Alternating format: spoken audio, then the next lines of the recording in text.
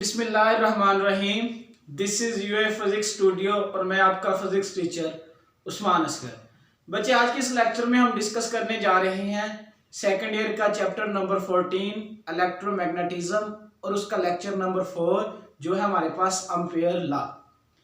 बच्चे, इस ampere law में हम डिस्कस करेंगे, हम यानी कैलकुलेट करेंगे मैग्नेटिक फील्ड स्ट्रेंथ।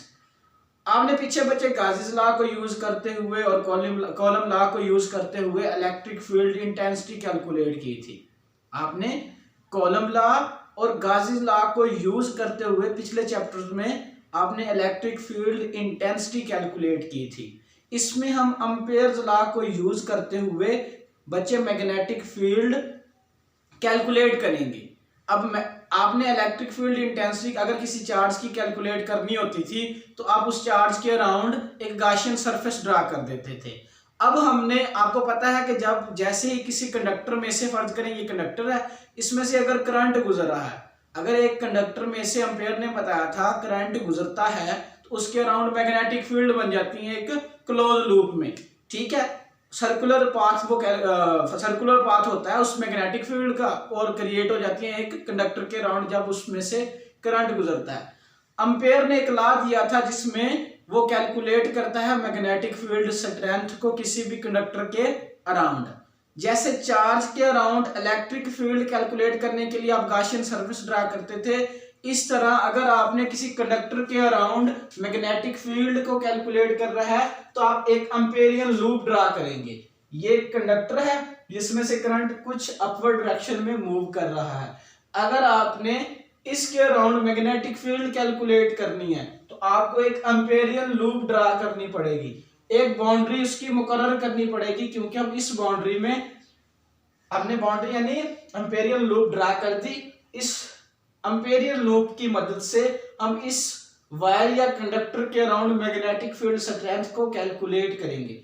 बच्चे, जो एम्पियर लॉ है ये लॉन्ग क्वेश्चन के लिए बहुत बहुत बहुत इंपॉर्टेंट है आपके पेपर पॉइंट ऑफ व्यू से। तो सबसे पहले हम देखते हैं कि आपने पेपर में इसे स्टार्ट कैसे करना है। सबसे पहले आपने इसकी स्टेटमेंट लिखनी है। अब हम इसकी स्टेटमेंट को समझते हैं। अगर आपने इसकी स्टेटमेंट को याद रखना है तो आपको इजी वे है कि आपको इसकी मैथमेटिकली फॉर्म याद हो।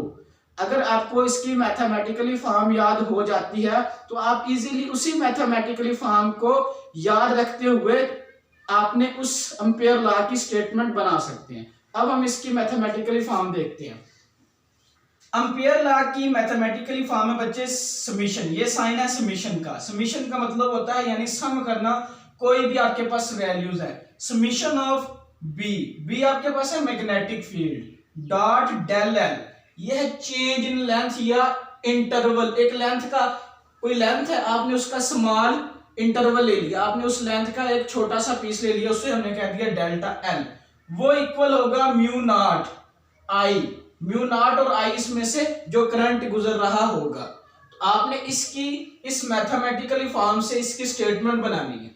तो स्टेटमेंट कैसे बनाएंगे, अब स्टेटमेंट की तरफ जाते हैं। अब देखें, sum of the product of the magnetic field, ये देखें sum of product of magnetic field and, ये देखें magnetic field and length of the element of a loop, ये एलिमेंट है किसी लेंथ का, इज म्यू नॉट। तो क्या बन जाता है, is mu naught times total current. जो आई आपका है बच्चे इसमें टोटल करंट है, इनक्लोज्ड बाय अ लूप, जिसको आपने इनक्लोज कर लिया है किससे, लूप से। तो आप इस मैथमेटिकली फॉर्म को याद रखते हुए अपनी एम्पियर लॉ की आप स्टेटमेंट बना सकते हैं। ठीक है बच्चों, अब तो ये आ गई मैथमेटिकली फॉर्म। अब आपने देखना है कि इसे हमने प्रूफ कैसे करना है, इसी स्टेटमेंट को या इसी मैथमेटिकली फॉर्म को आपने इसे प्रूफ करना है। ठीक है, प्रूफ की हेडिंग देंगे आपने कंसीडर अ करंट वायर। आपने कंसीडर कर लेनी है बच्चे current wire in which current is flowing, और उसमें से करंट फ्लो कर रहा है, and take close path in the form of circle, और आपने क्लोज पाथ ले लेना है जो मैंने बताया आपकी बुक में जो लिखा हुआ है Amperian loop, having wire at a centre. ठीक है, और जो वायर होगी उसके सेंटर में से गुजरेगी।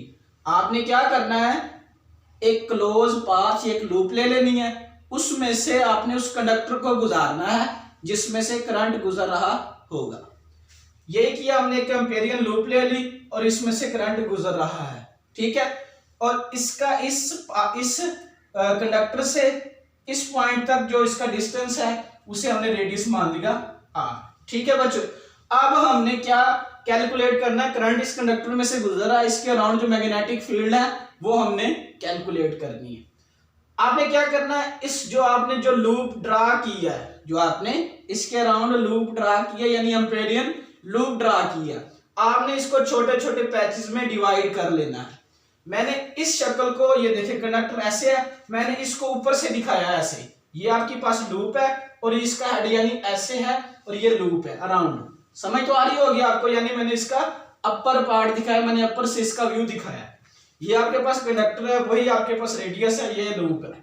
मैंने क्या किया, इस लूप को छोटे छोटे पैचेस में डिवाइड कर दिया, ठीक है। मैंने यहां से स्टार्ट की, इस पैच को मैंने डेल्टा L1 का नाम दे दिया, इसे डेल्टा L2 का नाम दे दिया, इसे डेल्टा L3 का नाम दे दिया। इसको तो मैंने पैचेस में डिवाइड कर दिया। अब इसके अराउंड जो मैग्नेटिक फील्ड होंगी वो सर्कुलर पाथ में होती हैं। मैंने आपको बताया था according to right hand rule, आपको पता है कि मैग्नेटिक फील्ड सर्कुलर पाथ में होती है, और सर्कुलर पाथ में किसी भी बॉडी की आपने डायरेक्शन फाइंड करनी है तो आप उसमें टेंजेंट ड्रा करते हैं। अगर आपने यहां मैग्नेटिक फील्ड की डायरेक्शन को फाइंड करना है तो आप एक टेंजेंट ड्रा करेंगे, अगर आपने यहां फाइंड करना है तो एक टेंजेंट ड्रा करेंगे। आपने जो ये पाथ लेना है, जो लेंथ का एलिमेंट लेना है, वो एलिमेंट और मैग्नेटिक फील्ड आपने इतना छोटा एलिमेंट लेना है कि वो मैग्नेटिक फील्ड और वो एलिमेंट एक दूसरे के पैरेलल हो जाए। ये मैग्नेटिक फील्ड और ये वो लेंथ का इंटरवल है, ठीक है। इन दोनों के दरमियान एंगल 0 हो, उतना आपने छोटा इंटरवल लेना है, ठीक है बच्चों। ये तो था, हमने इस लूप को छोटे छोटे इंटरवल्स में डिवाइड कर दिया, ठीक है। अब हमने क्या करना है, इस मैग्नेटिक फील्ड का और इस छोटे से ये इंटरवल का जो हमने लिया है इसका डॉट प्रोडक्ट लेंगे, ठीक है बच्चे। बारी बारी सबका डॉट प्रोडक्ट लेंगे और उन सबको ऐड कर देंगे। तो आगे देखते हैं, B डॉट डेल्टा L1, ये देखिए पहले हम इधर लिखा हुआ देख लेते हैं। B डॉट डेल्टा L1, इस B का मैग्नेटिक फील्ड का इसके साथ डॉट प्रोडक्ट ले लिया, इस B का डेल्टा L2 के साथ हमने मैग्नेटिक फील्ड का डॉट प्रोडक्ट ले लिया, इस मैग्नेटिक फील्ड का डेल्टा L3 के साथ हमने डॉट प्रोडक्ट ले लिया। ऐसे हम चलते गए हम सबके साथ डॉट प्रोडक्ट लेते गए। हमने n इंटरवल तक उस लेंथ का हमने डॉट प्रोडक्ट लेना है, B dot delta L n तक। हमने बारी बारी क्या किया, मैग्नेटिक फील्ड का उस छोटे से जो हमने इंटरवल कंसीडर किए सारे डॉट प्रोडक्ट लेते गए, ताकि हमने डेल्टा L n तक उसमें हमने डॉट प्रोडक्ट ले लिया। अब हम क्या करेंगे, इन सबको ऐड कर देंगे, इन सारे डॉट प्रोडक्ट को ऐड कर देंगे तो ये पूरा सर्कल बन जाएगा ना, पूरी लूप बन जाएगी। हम क्या करेंगे, B dot delta L1 plus B dot delta L2 plus B dot delta L3 plus up to so on, क्योंकि हम सबका ले रहे हैं सारे इंटरवल का, तो आप सो ऑन कर देते हैं, plus B dot delta N तक लेंगे। अब इन सबको ऐड करेंगे तो इनका हम ले लेंगे summation, B dot delta L आ जाएगा, ठीक है। ऊपर आपने वेक्टर साइन लगाना है, मैग्नेटिक फील्ड भी वेक्टर क्वांटिटी होती है क्योंकि इसकी डायरेक्शन होती है, और डेल्टा L यानी लेंथ भी एक वेक्टर क्वांटिटी है, उसकी भी बच्चे डायरेक्शन होती है, ठीक है। यह है B dot delta L1।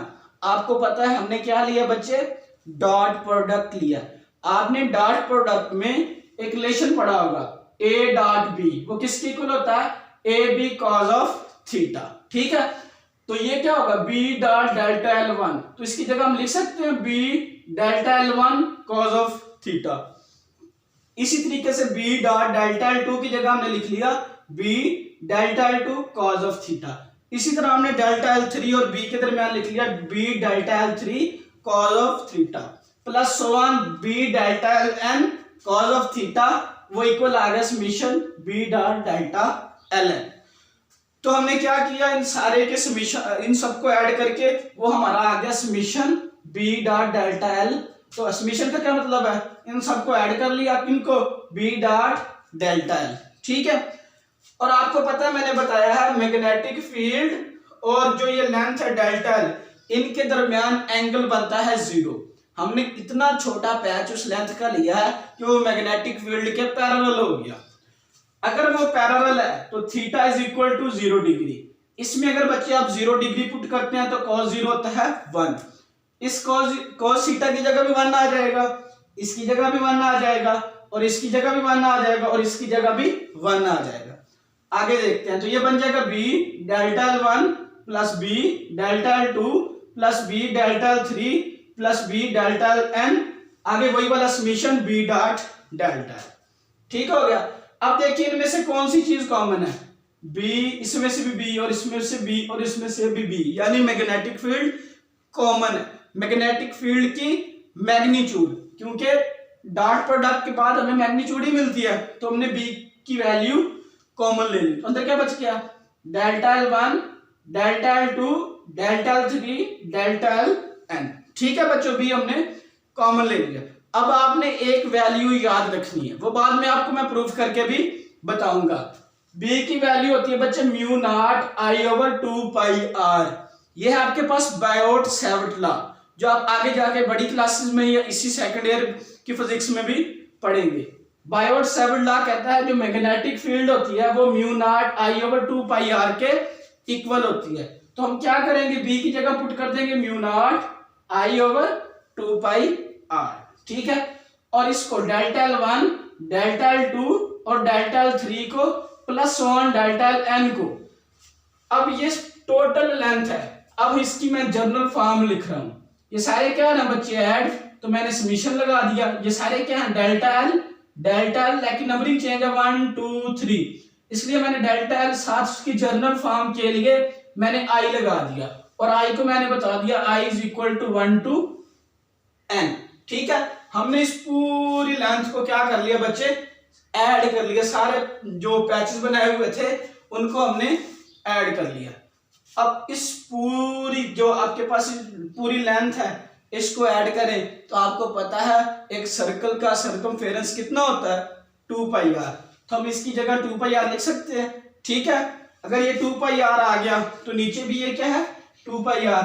2 pi R से कैंसिल हो जाएगा, तो बच्चे ये बन जाएगा mu naught I is equal to summation B dot delta L. ठीक है, अगर हम इसे थोड़ा सा सिंप्लीफाई करके लिखें तो ये समीशन बी डॉट डेल्टा ये आ जाएगा is equal to mu naught I. ठीक है बच्चों, अगर हमने ये वाली फॉर्म बनानी है, अगर हमने जो मैंने b is equal to mu naught I over 2 pi R मैंने पुट किया था, अगर आपने ये फॉर्म बनानी है तो ये b इधर ही रहने दे, म्यू नॉट आई, ये summation delta L, summation delta L. अब समीशन डेल्टा एल किसके इक्वल है, इन पूरी लेंथ को जब ऐड करते हैं तो ये वाला समीशन डेल्टा एल वो आपके पास होता है बच्चे 2 पाई आर के equal, mu naught I over 2 pi